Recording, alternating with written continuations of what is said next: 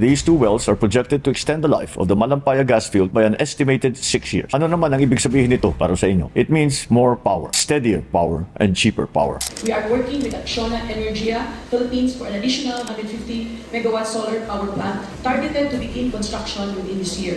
This is part of our commitment to build a cleaner, more sustainable energy mix for Cebu. Isang nakakagulat na balita, mga kaibigan, na hindi mapapanood sa ibang malalaking media outlet ang siguradong ikakataas na naman ang kilay ng mga anti-Marcos dahil ang oil exploration na sinasabing fake news daw ay pinatotohanan na talaga ito ng ating Pangulo sa isang konkretong pagpaplano ng oil exploration sa ating bansa. Hudyat na ba ito ng isang progresibong Pilipinas? At ito na ba ang pagpapatuloy ng mga naudlot ng mga plano ng dating Pangulong Ferdinand E. Marcos Sr. para sa ating bansa? Atin itong pag-usapan. President Marcos says the Philippines has discovered another fuel source. The chief executive revealed drilling and testing operations are underway at the Camago 3 natural gas well. The site is 80 kilometers offshore from Palawan and is part of the Malampaya gas field. This will soon bring affordable and reliable energy for Filipinos. Ang oil exploration ay isang malawak na hakbang para sa paggalugad ng langis sa pamagitan ng pagsusuri sa mga pagkukunan nito. Ang exploration stages ay ang pagsasaliksik sa pagmamapa hanggang sa pagkuha ng mga pagkukuhanan ng langis. Napakahalaga ng langis dahil ito ay ginagamit hindi lamang sa mga sasakyan, kundi ginagamit din itong mga kemikal para sa gamot, paggawa ng mahalagang bagay tulad ng mga balbula sa puso, contact lenses, bendahe at marami pang iba. Ito rin ay ginagamit bilang isang constant power source, paglalabas ng greenhouse gases na kung saan bababa ang tsansa ng mga malalakas na bagyo sa ating bansa. Maiwasan din ang polusyon sa tubig at hindi maitatanging kung mayroong langis ay mayroong pananalapi at kung mayroong pananalapi magiging maunlad ang isang bansa. Atin lang pag-usapan ang plano ng dating President Ferdinand Marcos Sr. sa paglulunsad ng oil exploration sa ating bansa. Inilunsad ni Pangulong Ferdinand E. Marcos ang isang plano upang hikayatin ang madayuhang pamumuhunan, partikular sa mining at oil exploration.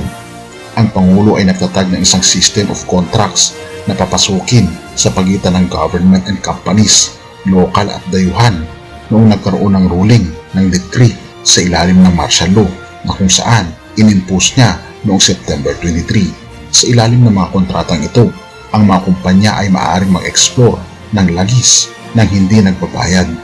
Ayon sa mga natuklasan na survey ng gobyerno, ang Cagayan Valley sa Hilaga at ang kanlurang rehiyon ng Visayas at Mindanao na nasa hangganan ng continental shelf ay maaaring naglalaman ng mga deposito ng langis. Sinabi ni Fernando Busuego, ang direktor ng Bureau of Mines, na ang kakulangan ng sapat na garantiya ng gobyerno sa mga inventor ang pangunahing hadlang sa pag-explore ng intensive oil sa ating bansa.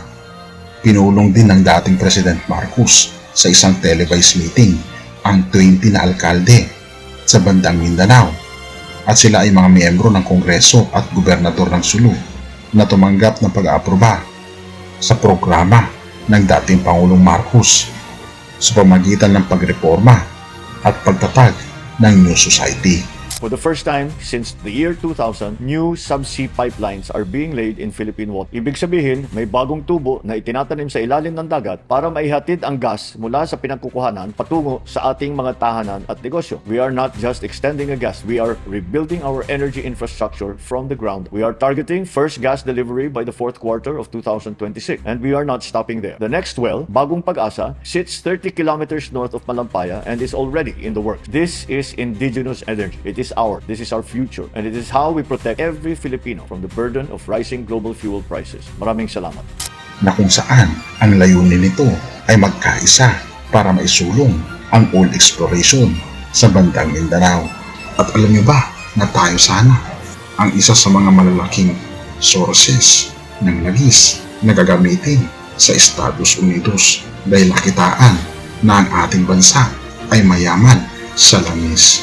Kaya nga naman, kahit na hindi ito sinundan ng mga sumunod na mga pangulo ng ating bansa, ay tayo ay mapalad sa ating panahon ngayon sapagkat ang mga plano ng dating Pangulong Ferdinand E. Marcos Sr.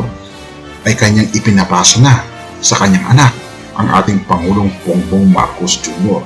Kaya nga naman ay ilulunsad ang oil exploration sa pamagitan ng tulong ng Australia upang maisagawa ang isang makasaysayang proyekto ng oil exploration dito sa ating bansa. At ito na nga ba ang simula ng isang maunlad na Pilipinas? Psalms 45 verse 7, "You have loved righteousness and hated wickedness. Therefore God, your God, has anointed you above your fellows." Tunay nga kaibigan na ang tunay na kayaman ng langis ay nire-represent ng banal na Espiritu ng Diyos na kanyang ibinigay sa atin para tayo ay lumakad ng sakdal sa lahat ng ating mga landasin, na kung saan ito ang tunay na kayamanang regalo ng Diyos, ang mamuhay ng payapa at masaya sa piling ni Kristo. At dito'y makikita mong mas higit ang kasiyahan mo kaysa sa mundo.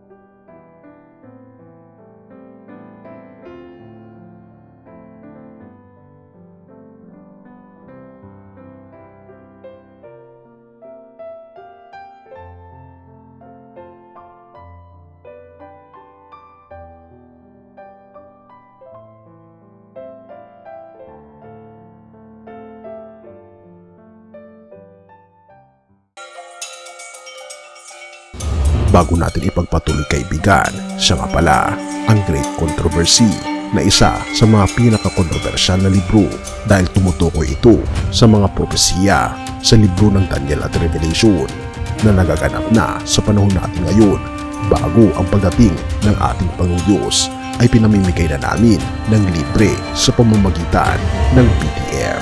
At ito ay nasa limited lamang na panahon, kaya i-click mo sa description sa baba upang ma-avail mo kaibigan ang napaka-importanteng libro ito na magbubukas sa iyo sa mas maliwanag mong hinaharap. Purihin ang ating Panginoong Diyos at tayo magpatuloy.